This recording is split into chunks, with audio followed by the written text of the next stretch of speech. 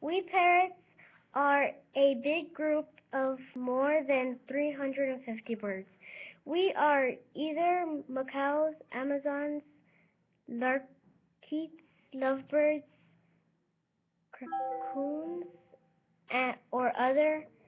All of us are different but also similar in some ways. We all have curved beaks and all are zygotal. In other words, we have four toes on each foot, two pointing forwards and two backwards.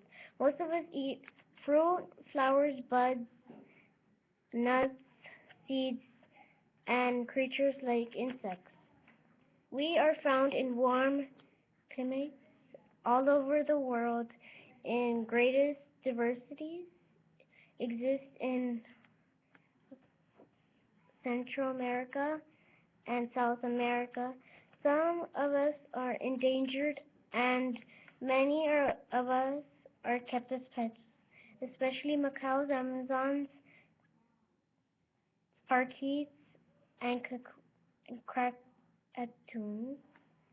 We have been popular com- companions throughout history because we are smart,